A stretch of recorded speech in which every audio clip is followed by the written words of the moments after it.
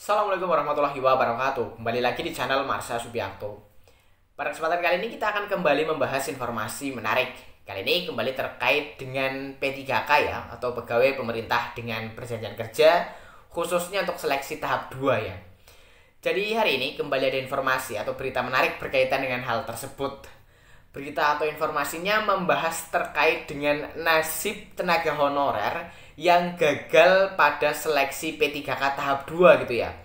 Apakah mereka juga akan diangkat menjadi P3K paruh waktu, atau akan dialihkan menjadi tenaga outsourcing, atau bahkan akan diberhentikan atau di PHK. Jadi menurut beritanya disebutkan bahwa belum ada kejelasan gitu ya, bagaimana nasib tenaga honorer yang gagal pada seleksi P3K tahap 2. Tetapi semoga ke depan setelah seleksi P3K tahap 2 ini selesai, ada kebijakan yang tentunya juga adil gitu ya, yang diberikan kepada para honorer yang gagal pada seleksi P3K di tahap 2 ini. Dan untuk lebih jelasnya terkait dengan hal ini, kali ini kita akan coba lihat beritanya ya. Langsung saja, bagi yang penasaran, simak terus. Oke, bismillahirrahmanirrahim, langsung saja kita mulai. Jadi inilah berita atau informasi terkait dengan honorer yang gagal ya seleksi P3K tahap 2, bagaimana nasibnya.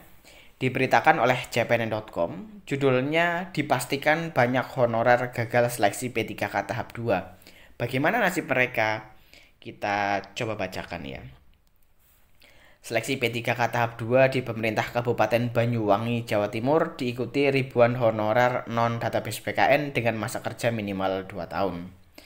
Bupati Banyuwangi Ipuk Fistiandani mengatakan pihaknya tetap memperjuangkan kesejahteraan honorer di tengah efisiensi anggaran dengan menggelar seleksi kompetensi P3K 2024 tahap 2. Ipuk Fistiandani menyebutkan seleksi P3K tahap 2 diikuti 2.177 tenaga honorer yang selama ini telah mengabdi di berbagai instansi di lingkungan Pemkab Banyuwangi.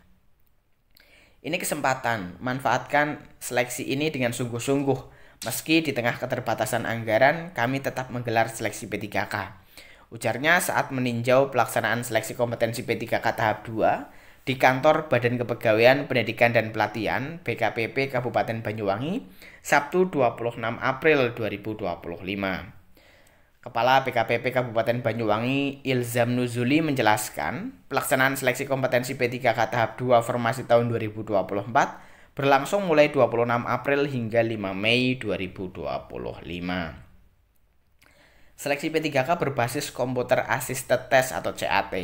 Setiap hari dibagi dalam 3 shift dengan tiap shift diikuti 80 peserta katanya. Ilza menjelaskan, seleksi P3K tahap 2 diperuntukkan bagi tenaga non-ASN yang tidak terdaftar dalam database PKN, tetapi memiliki nomor induk tenaga non-ASN. Tenaga non-ASN dimaksud minimal telah mengabdi selama 2 tahun pada instansi di lingkungan Pemkab Banyuwangi. Total ada 2.177 peserta. Mereka akan memperebutkan 69 formasi, yakni 56 tenaga kesehatan dan sisanya tenaga teknis dan guru katanya. Dari data tersebut dipastikan bakal banyak honorer non-database PKN di Pemkab Banyuwangi yang gagal seleksi P3K tahap 2. Pasalnya, formasi yang tersedia hanya 69 kursi, diperebutkan ribuan peserta seleksi. Belum ada kejelasan nasib para honorer gagal seleksi P3K tahap 2. Pada 2024, Pemkab Banyuwangi membuka seleksi penerimaan P3K bagi pelamar khusus, yaitu tenaga honorer K2, tenaga non-ASN yang terdaftar dalam database PKN.